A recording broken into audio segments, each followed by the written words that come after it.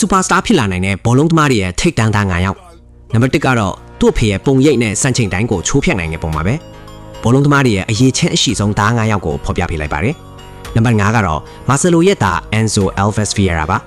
သူဟာဂုဏ်သိက္ခာရှိတဲ့ Real Madrid Academy မှာလေ့ကျင့်ခဲ့ပြီး Enzo မှာဘောလုံးထွေးတယ်မှာတကယ်ကိုရှိပါတယ်သူရဲ့ဘောလုံးထိန်းချုပ်မှုဘရာဇီးအရေးချင်းနဲ့နီးပညာပိုင်းဆိုင်ရာလွယ်ကူမှုတွေကမျက်စိကျစရာပါ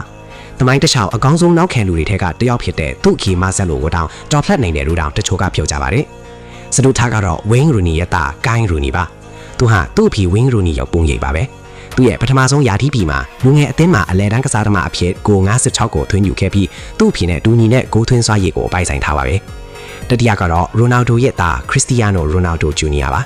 သူ့ဖီဘဲကိုပဲသွားသူက Juventus Manchester United ဒါမှမဟုတ် El Nassr အထင်မှာပဲဖြစ်တောက်ပြောင်နေပါတယ်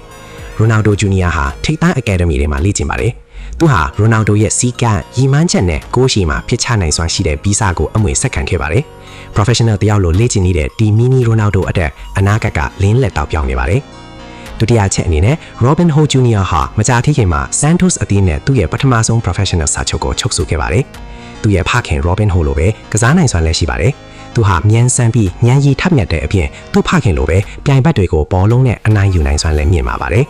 ပထမချက်အနေနဲ့သူ့ရဲ့ဘောလုံးဉာဏ်ရည်အမြင်နဲ့ပထမဆုံးထွေးတွေ့နိုင်စွမ်းတွေကထိပ်တန်းကစားသမားတွေနဲ့နှိုင်းယှဉ်ခံနေရပါပြီတပွဲမှာသူတယောက်တည်း33ဂိုးသွင်းယူနိုင်ခဲ့ပါတယ်ဟုတ်ပါတယ်မှန်ပါတယ်ဒီနှုန်းအတိုင်းဆိုရင်တကဘာလုံးကမကြခင်မှာသူ့အကြောင်းပြောနေကြပါလိမ့်မယ်သူ့နာမည်ကိုခံမနိုင်ပါသလားမှတ်ချက်မှာရေးခဲ့ပေးပါ